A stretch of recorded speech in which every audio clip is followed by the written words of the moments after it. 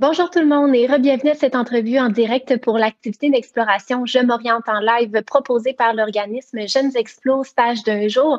On est très heureux à Jeunes Explo de vous offrir cette possibilité d'exploration à vous les jeunes à la maison pour faciliter votre choix scolaire et professionnel en ce temps particulier.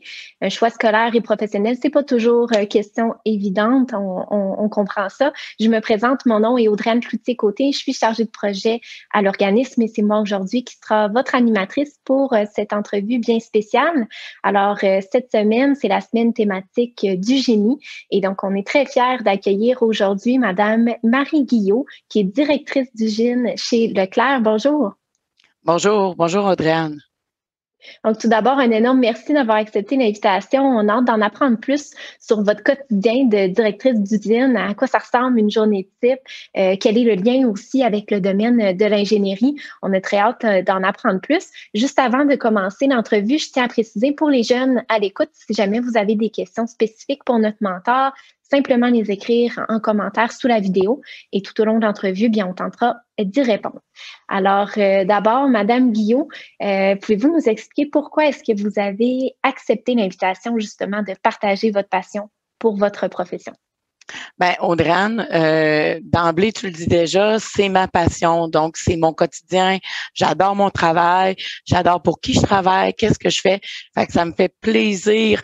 C'est même un peu un honneur pour moi de partager si ça peut inspirer des jeunes, leur faire voir quelque chose de nouveau, leur faire connaître quelque chose de nouveau, ben ça va être tant mieux. Fait que c'est pour ça que j'ai accepté.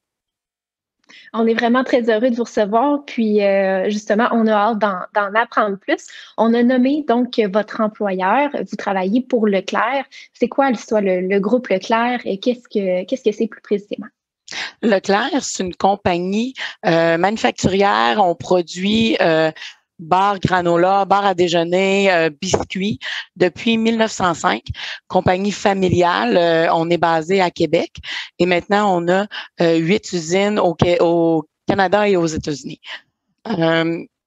Très belle compagnie. On est beaucoup orienté automatisation, performance, puis avoir des usines sécuritaires, propres et agréables de travailler.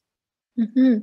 Puis aussi des usines de haute technologie. Là, je pense que vous êtes au sommet de ce qui est possible de faire. Donc, justement, le lien avec l'ingénierie, ça doit être assez important chez Leclerc. Oui. Moi, ça fait 20 ans que je suis pour la compagnie. Puis depuis 20 ans, j'ai vu tellement une grande progression, une belle progression. Maintenant, de plus en plus, c'est des écrans d'ordinateur. Ça prend des ordinateurs pour être capable de bien opérer notre machinerie. Et si on parle un peu plus concrètement, là, dans vos tâches quotidiennes, à quoi ça ressemble une journée type dans vos fonctions comme directrice d'usine? Une journée quotidienne, la première chose, c'est vraiment une tournée d'usine. Dans l'usine où je travaille, nous avons 5 lignes de production. Donc, la priorité, c'est de faire une tournée des lignes, voir si tout va bien, dire bonjour aux gens, prendre un petit 2-3 minutes pour discuter avec les gens, s'assurer que tout est bien parti, qu'on est parti pour une autre belle journée. Puis ensuite, tout dépendant de à quel moment nous sommes dans la semaine, il y a différentes rencontres, différents projets qu'on a à chapeauter, à suivre. À l'usine, on est beaucoup centralisé sur l'automatisation puis le développement. Fait on a des équipes de projets d'ingénieurs que eux travaillent pour une nouvelle machine ou une nouvelle ligne de production. Donc, souvent, dans ma journée, je vais avoir à les rencontrer dans un meeting de projet pour voir où on est rendu, on est-tu encore dans nos délais, la date butoir est-tu encore possible. Fait que je travaille avec ces équipes-là. Il y a aussi le volet, tout le volet amélioration continue. Donc, malgré qu'on a des lignes très automatisées, ben, il y a toujours des opportunités d'amélioration. Fait qu'on a des gens en amélioration continue, le lean management, les katas, tous ces processus-là, ben, c'est des choses qu'on met en place dans l'usine. Fait que je travaille avec ces gens-là. Puis, malgré qu'on essaie d'avoir une belle structure, ben, des fois, il y a des urgences, des petites surprises de la journée qu'on doit gérer. Donc, ça fait partie de mon quotidien aussi. Alors, ce que je remarque, c'est qu'il y a vraiment, en fait, comme 2 volets, si on veut, à vos fonctions comme directrice d'usine. Il y a vraiment, l'aspect chapeauter les projets, la gestion de projet avec les équipes d'ingénieurs en place pour l'optimisation des procédés. Puis il y a aussi la formule gestion un peu plus des ressources humaines, puis, faire aussi l'analyse des besoins. Qu'est-ce qu'on remarque, côté de la production qui serait manquant ou qui serait sujet à amélioration? Fait que vous avez un peu là les 2 chapeaux. Oui, c'est bien ça. Maintenant, si on parle des logiciels que vous utilisez pour justement faciliter votre travail de gestion, parce que c'est quand même une grosse entreprise, Leclerc, puis vous gérez des gros, des grosses productions, j'imagine qu'il y a quand même des logiciels là, qui vous aident justement à avoir une vue d'ensemble de tout ce qui se passe en usine. Je vous propose qu'on débute avec le partage d'écran. Vous avez un logiciel très intéressant à nous montrer. Oui. Je vais vous montrer ça. Donc, on voit bien mon écran. Je vous présente, dans le fond, ici, on a implanté, je vous dirais, ça fait à peu près 6 à 8 mois. C'est l'usine 4.0. C'est un système MES qui nous permet de voir en direct l'état des lignes, l'état des équipements. Est-ce qu'on est en fonction? Est-ce qu'on est à l'arrêt? On attend du produit. Donc, si vous voyez bien mon écran de gauche où c'est marqué CLD 019, qui est une ligne de production. Donc, on voit de la fabrication de la pâte jusqu'à la mise en caisse. On voit les équipements, si c'est en fonction ou c'est à l'arrêt ou à l'attente. On a aussi nos KPI qui sont en haut, qui nous disent à quel ratio on est rendu, autant mon accumulateur de lignes. Donc, s'il est vide, ça veut dire que soit tout dépendant, ça nous donne des lectures différentes. Ça se peut que je sois en attente de produits ou ça se peut que j'emballe au fur et à mesure mes produits. J'ai aussi mes KPI de performance, disponibilité de la ligne. Puis ici, on a les onglets on peut aller plus en détail sur l'emballage. J'ai cliqué sur l'onglet emballage. Donc ici, on voit mes 2 pattes d'emballage. Sont-elles en fonction ou non? Leur efficacité, le pourcentage. Donc, clairement, là, j'en ai une beaucoup plus efficace que l'autre. Et ensuite, toute la mise en boîte, la mise en caisse, si c'est à l'arrêt ou en fonction. Si on revient à la page principale, j'ai autant aussi mes balances.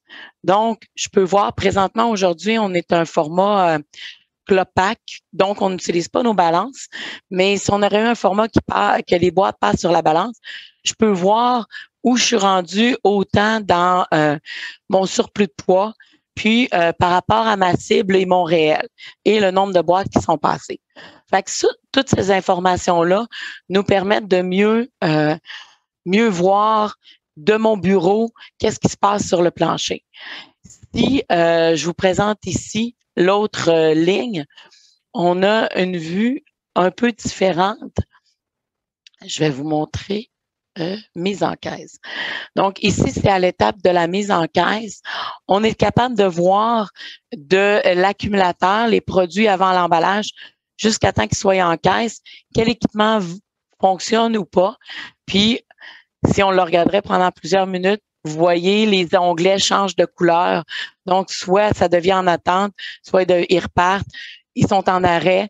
Puis quand ils sont en arrêt, on a un cumulateur de minutes, de secondes pour nous dire depuis combien de temps c'est en arrêt. Fait que moi, ça me permet de mon bureau de voir si on est en contrôle rapidement, si on est en contrôle ou pas. Cet outil-là est vraiment intéressant pour nous parce que ça va nous permettre d'être beaucoup plus efficace. Donc, je peux être en rencontre, je peux répondre à des courriels, mais j'ai une vue de mes lignes sans m'obliger à me déplacer. L'usine est quand même assez grande sur 2 planchers. Ben, cet outil-là me fait gagner beaucoup de temps. Puis, ça, c'est le volet en live de l'outil, mais on a tout le volet aussi d'analyse. C'est-à-dire que toutes les données que vous voyez présentement, elles sont compilées. Donc, si on va voir à l'emballage, mes emballeuses, ici, ça fonctionne bien. J'ai des boîtes qui passent sur les balances. Donc, j'ai mes emballeuses qui fonctionnent. Je peux cumuler des informations, puis sur 24, 48, une semaine, un mois, comme on veut, faire l'analyse d'un équipement. Fait qu'on peut analyser sur une semaine. J'ai plusieurs lignes d'emballage, mais je vais pouvoir les comparer, puis voir s'il y en a une qui va mieux, s'il y en a une qui va pas bien, puis pourquoi, c'est où ça va pas bien. Ça nous permet de tirer des tendances, d'avoir des tendances, puis de pouvoir aller corriger ces tendances-là, prévenir. L'objectif en tout temps, c'est d'avoir le moins possible d'arrêt de ligne, d'avoir le moins possible de bris d'équipement. Fait que toutes ces informations-là qu'on cumule peuvent nous permettre de faire des analyses puis d'aller améliorer autant notre maintenance préventive que nos équipements ou d'avoir des meilleurs outils encore pour être plus performants. Fait que c'est vraiment un bel outil qu'on a. Puis je suis une des premières usines chez Biscuits Leclerc qu'on a ça, mais rapidement, on veut l'implanter dans toutes nos usines. Certainement, comme vous dites, là, vos usines, c'est sur 2 étages, donc j'imagine que de courir en haut, en bas pour aller superviser tout ce qui se passe, ça doit être chose assez difficile. Donc, le fait d'avoir un beau logiciel comme ça, complet, qui permet une super vue d'ensemble, ça doit faciliter énormément votre travail.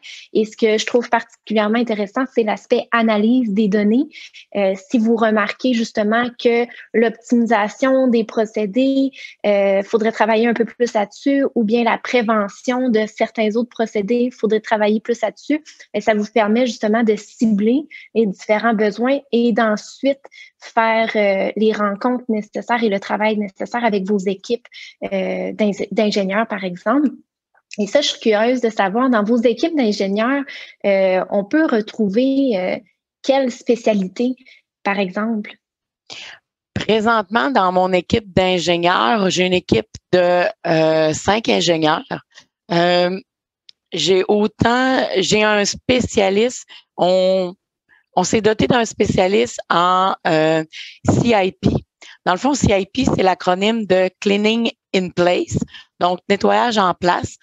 C'est un peu, on a des gros systèmes pour la fabrication des sirops, la fabrication de barres chocolatées qui utilisent des cuves, des réservoirs, puis beaucoup de tubulures. Puis le cleaning in place nous permet de faire un nettoyage en automatisé. Donc, on a une recette qui nous permet de passer X nombre de litres d'eau à travers le système. Ensuite, on a un dosage de chimique qui vient se doser automatiquement selon qu'est-ce qu'on lui a déterminé. Il va passer dans tout le système. Donc, cet ingénieur-là est vraiment spécialisé dans ces systèmes-là. Toute la programmation, la recirculation, le temps, même jusqu'au dosage, d'avoir les bons capteurs, les bons senseurs qui vont nous permettre de doser adéquatement nos chimiques. Parce qu'on n'oublie pas, on est une usine alimentaire, fait qu'on veut pas de micro-organismes, on veut pas de bactéries, on veut être vraiment propre quand on repart nos produits. Fait qu'on a un ingénieur spécialisé là-dedans. On a un ingénieur aussi spécialisé dans le... il est très performant au niveau tout ce qui est Ethernet. C'est que nos équipements étant rendus des ordinateurs, on veut tout qu'ils soient connectés un sur l'autre, puis qu'ils puissent se parler, puis qu'ils puissent être reliés au système central. Fait qu'on a un ingénieur qui est très, très bon là-dedans, dans ces logiciels-là, nous permet cette programmation-là. J'ai des ingénieurs aussi qui ont fait le cours d'ingénierie régulier, sans spécialisation, mais on les embauche à la fin de leur cours. Puis, on leur donne des projets, puis ils apprennent au travers des projets. Donc, j'ai un ingénieur qu'on a embauché il y a 5 ans qui a travaillé sur des projets de rajout d'équipements. Puis, pour donner un exemple, il devait calculer au niveau de l'évacuation des eaux, le système de drain que j'avais dans l'usine, est-ce qu'il allait supporter X nombre de gallons d'eau de plus à la minute. Donc, il doit prendre le plan, les drains, faire ses calculs, puis travailler comme ça. Fait il s'est pas spécialisé, mais il a travaillé, s'est amélioré de ce côté-là. Fait que c'est vraiment un peu diversifier les ingénieurs qu'on a dans la compagnie. Oui, c'est ce que je remarque, c'est assez multidisciplinaire. Vous avez mentionné le génie électrique, le génie informatique pour tout le système informatique. On a remarqué aussi l'ingénieur industriel pour justement les chaînes de montage. Puis il y a même du génie civil pour l'infrastructure, hein, tout ce qui est les drains et la mécanique sous le sol. Ça prend aussi un ingénieur civil. Donc, c'est vraiment multidisciplinaire là, pour les ingénieurs qui travaillent chez Leclerc. Et vous, je pense que vous avez aussi le vocabulaire utilisé. Vous connaissez, dans le fond, le jargon qu'utilise votre équipe d'ingénieurs, mais vous n'avez pas nécessairement la formation en ingénierie. J'aimerais particulièrement qu'on parle justement de la formation que vous avez suivie pour être finalement directrice d'usine chez Leclerc. J'ai fait un bac en sciences et technologies des aliments. L'alimentation, la nourriture, j'ai toujours eu un intérêt pour ça. Puis, quand j'ai fin secondaire, début cégep, quand j'ai eu à m'orienter pour ma carrière, le bac en sciences et technologies m'est apparu, puis j'ai trouvé ça intéressant. Fait que j'ai commencé la première année, puis j'ai, dès le début, aimé ça, puis j'ai été intéressée beaucoup par ça. Ça m'a permis de pouvoir rentrer chez Biscuits Leclerc, commencer à travailler à titre de technicienne en contrôle de qualité. Au courant des années, puis avec les opportunités que j'ai eues, j'ai pu gravir les échelons, puis être directrice d'usine comme présentement depuis 4 ans. C'est sûr que j'ai pas de formation d'ingénieur, mais le fait que je vous dirais le côté intérêt, curiosité. J'ai toujours voulu en apprendre plus. M'a permis de me développer, puis m'a permis d'atteindre mes objectifs de carrière. Donc, le volet gestion de qualité que vous avez justement appris au cours de votre formation au baccalauréat en technologie de l'alimentation, ça vous a vraiment là, aidé puis poussé vers l'avant là, chez Leclerc pour justement gravir les échelons. Oui. Puis maintenant, je vous dirais qu'il existe un bac en un cours d'ingénieur alimentaire. Donc maintenant, je sais qu'à l'Université Laval, j'ai fait mes études, il y a le cours ingénieur alimentaire qui vient plus se spécialiser dans les équipements, dans les usines alimentaires. Mais un comme l'autre est aussi valorisant et aussi adapté au poste. Là. Il n'y a aucun problème. On a parlé un peu justement des possibilités d'emploi chez Leclerc. C'est pas ça qui manque. Vous avez vraiment une belle équipe multidisciplinaire. Et ce qui est intéressant, d'autant plus chez Leclerc, c'est que les possibilités d'avancement, c'est pas ça non plus qui manque. Là. C'est vraiment possible de monter les échelons et de progresser à même l'entreprise. Mais je suis curieuse de savoir quels sont les secteurs d'activité possibles. Où est-ce qu'on peut travailler une fois qu'on a un bac en sciences, technologies alimentaires ou un bac en ingénierie alimentaire, par exemple? Il y a plusieurs possibilités, je vous dirais. Autant comme technicienne en contrôle de la qualité, en contrôle des procédés, mais ça peut aller en recherche et développement. Ici, chez Biscuits Leclerc, on a un grand centre de recherche et développement. Plusieurs gens ont fait leur bac en sciences et technologies, puis ils font présentement du développement, de la recherche. C'est complètement différent, mais c'est tout aussi intéressant. Il y a aussi au niveau de la microbiologie. Ah oui. C'est sûr qu'un microbiologiste peut être appelé à travailler chez nous, mais on a des gens en sciences et technologies des aliments qui font un peu de microbiologie, qui font aussi des tests en laboratoire. Il y a le volet laboratoire aussi qu'on peut accéder. Et au niveau de la formation, je reviens là-dessus. Quel genre de cours est-ce que vous avez là, en sciences et technologies de l'alimentation? Est-ce que c'est des cours très, très théoriques ou bien c'est assez pratique en laboratoire? Comment ça se passe? Dans le fond, le cours que j'ai suivi à l'Université Laval, c'est sur 4 ans. Fait que la première année, c'est vraiment beaucoup plus général. On a des cours de maths, on fait maths de l'ingénieur 1, on a des cours de chimie, biologie, c'est vraiment diversifié. Puis, au cours des années, ça va se spécialiser. On fait des cours, on a fait un cours de transport des produits alimentaires pour pouvoir garder la chaîne de froid, être capable de garder la température voulue. Puis, il y a des laboratoires. Dans le bac, on a des laboratoires pour tester des nouvelles technologies, faire un projet. J'ai fait un projet de recherche avec une problématique, puis on est laissé avec la problématique, puis on essaie de trouver des solutions. Fait que c'est vraiment exploratoire, c'est vraiment intéressant. Fait que le bac, c'est plus au début général, mais dès la deuxième année, ça va plus en se précisant au niveau de l'alimentaire. Je trouve ça vraiment intéressant parce que là, vraiment, on comprend que c'est plus que ce qu'on pourrait penser au départ, là, les technologies de l'alimentation, puis qu'il y a plusieurs étapes sur lesquelles on peut travailler, plusieurs projets aussi, c'est assez diversifié, c'est très intéressant. Donc, pour les jeunes à la maison qui auraient un intérêt, oui, vers l'ingénierie, l'amélioration des procédés, puis aussi le côté plus en laboratoire, la bio et tout, mais ça pourrait vraiment être une belle option pour eux, là, les technologies sciences et technologies des aliments. Oui. Si on parle un peu plus de vos fonctions actuellement là, comme directrice d'usine, je pense qu'il y a un volet quand même de gestion des échéanciers, gestion aussi de la qualité des procédés. Ce volet-là, est-ce qu'il demande beaucoup de votre temps? Est-ce qu'il y a des défis qui sont liés à ça, ce volet-là, gestion? Oui, on a quand même certains défis.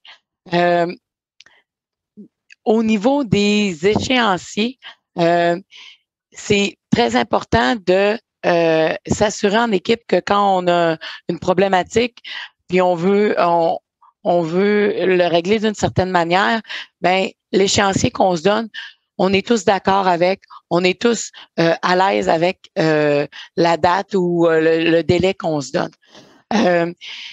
C'est quand même une bonne partie de mon travail parce qu'étant gestionnaire d'une grosse usine, ben il y a plusieurs projets en même temps, il y a plusieurs volets. On a parlé tantôt de l'ingénierie, l'amélioration des procédés, mais je pourrais vous parler du côté salubrité, du côté nettoyage, comme on a un peu glissé les CIP, ben on veut travailler à automatiser ce volet-là aussi, parce que on se le cache pas, la main d'œuvre est de plus en plus rare. Donc on essaye de devenir de plus en plus autonome nous autres mêmes avec les équipements, les outils qui existent sur le marché. On a dans mon travail un volet aussi gestion humaine.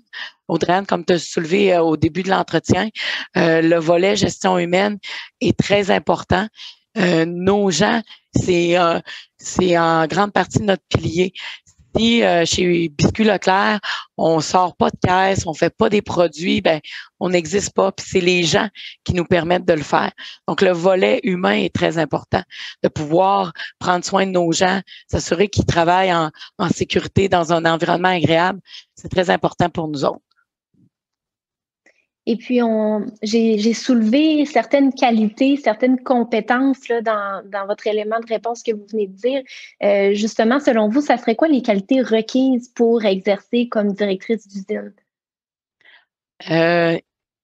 L'ouverture d'esprit, pas avoir peur des nouvelles idées, être capable de s'entourer de gens plus forts que soi, qui vont permettre à l'équipe de s'élever puis de continuer à avancer, de pas avoir peur de poser des questions.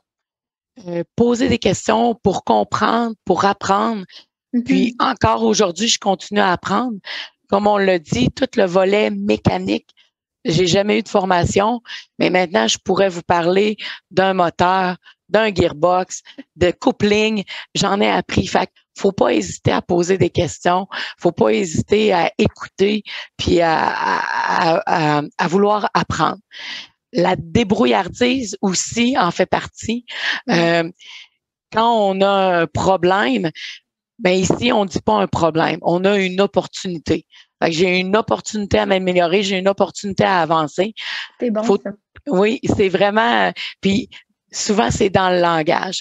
Fait que nous, ici, on a des opportunités, on travaille sur nos opportunités. Puis, c'est souvent en équipe qu'on trouve des solutions.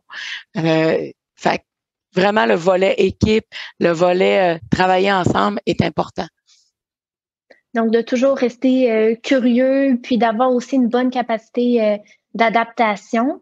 Ça, c'est vraiment important dans vos fonctions. Oui.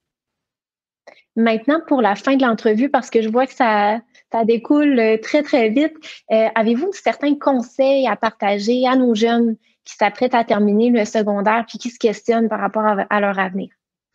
Je leur dirais de pas avoir peur d'aller chercher les informations, de regarder autour, de poser des questions ou d'appeler les employeurs. Des fois, les employeurs, on a encore une opportunité à faire connaître nos métiers, connaître nos usines, nos entreprises pour que les jeunes comprennent c'est quoi travailler en usine. C'est plus ce qu'on voyait des années 80. On est rendu beaucoup vraiment ailleurs. Fait que je dirais aux jeunes de pas hésiter à poser des questions, à appeler, à questionner leur entourage, puis à pas avoir peur de se tromper. S'ils choisissent un métier, ils poursuivent leurs études, puis ça fonctionne pas, ben, il est jamais trop tard pour prendre une autre direction, puis choisir vraiment ce qu'ils aiment. Et sur ces très belles paroles très motivantes qui encouragent la persévérance scolaire, bien c'est ce qui met fin à notre entrevue aujourd'hui avec Madame Guillot, directrice d'usine chez Leclerc. Ça a été une super rencontre. On a pu démystifier certaines croyances, certains stéréotypes aussi en lien avec le travail d'usine. Puis on se rend compte que finalement, c'est une petite ville, puis qu'il y a tout plein de possibilités de carrière là, à même ces environnements de travail-là. Donc, c'est pas les opportunités qui manquent. Alors là-dessus, bien merci encore, Madame Guillaume, pour votre temps aujourd'hui. Merci aux jeunes d'avoir été connectés, d'avoir pris les moyens pour orienter votre choix scolaire et professionnel. Et puis là-dessus, bien, on se revoit pour une prochaine entrevue. Merci encore.